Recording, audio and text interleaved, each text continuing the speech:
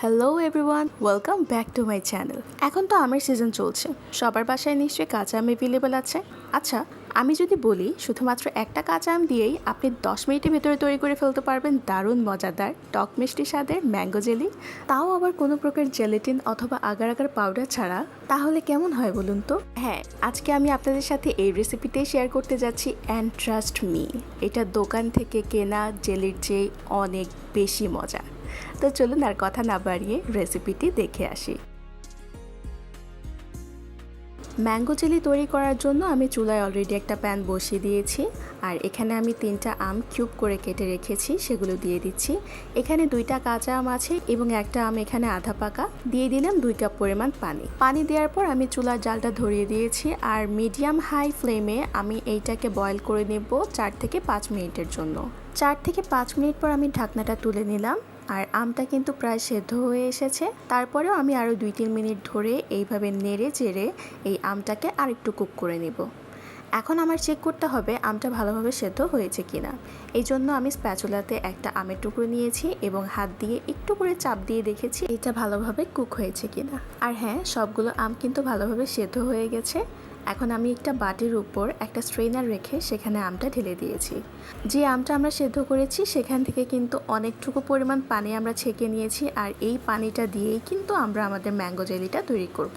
ছেঁকে নেওয়া পানিটা কিন্তু অবশ্যই আপনারা পরিমাপ করে নেবেন, কারণ এর মেজারমেন্ট যতটুকু হবে ঠিক ততটুকু পরিমাণ চিনি আমাদেরকে এখানে ইউজ করতে হবে।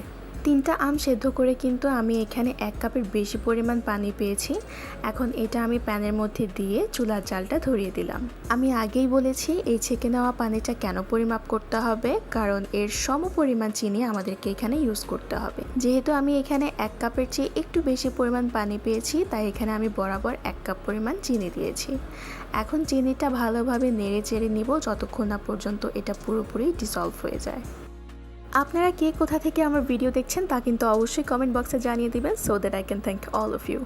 মোটামুটি 5 থেকে 7 মিনিট জাল করার পর কিন্তু চিনিটা একদম গলে গেছে, আর এখন আমি এখানে দিয়ে দিচ্ছি গ্রিন ফুড কালার, যেটা টোটালি অপশনাল, আপনারা চাইলে স্কিপ করতে পারেন। যেহেতু কাঁচা আম থেকে এই ন্যাচারাল কালারটা আসবে না, তাই সৌন্দর্যের জন্য আমি এই কালারটা ইউজ করেছি। আপনারা চাইলে এটা টোটালি স্কিপ করতে পারেন। আমি যেহেতু এই জেলিটা সংরক্ষণ করব, তাই প্রিজারভেটিভ হিসেবে আমি এখানে 1 টেবিল চামচ পরিমাণ হোয়াইট ভিনেগার ইউজ করেছি। আপনারা চাইলে লেবুর রসও ব্যবহার করতে পারেন, তবে আপনি যদি এটা সংরক্ষণ না করেন তবে কোনো প্রিজারভেটিভ না দিলেও চলবে। ভিনেগার দেওয়ার পর আমি আরও 5 থেকে 7 মিনিট এটা নেড়ে চেড়ে নিচ্ছি, তবে এইটা কিন্তু এভাবে রেখে দেওয়া যাবে না, নাহলে এটা পাতিলের গায়ে লেগে যাবে। এটাকে এইভাবে অনবরত নেড়ে চেড়ে কুক করে নিতে হবে। প্রায় 8 থেকে 10 মিনিট পর কিন্তু এর কনসিস্টেন্সি অনেকটা ঠিক হয়ে যাবে, আর তখনই বোঝা যাবে যে আমাদের কাঁচা আমের জেলি একেবারেই রেডি হয়ে গেছে। জেলিটা আমি যেই কৌটাতে সংরক্ষণ করব, আমি সেখানে ডিরেক্টলি এই লিকুইডটা ঢেলে দিচ্ছি।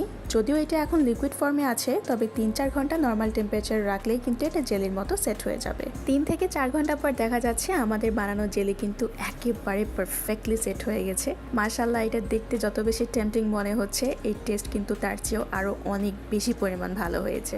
বাজার থেকে কেনা যে কোনো ধরনের জেলির চেয়ে কিন্তু এর টেস্টটা অনেক অনেক বেশি পরিমাণ ভালো।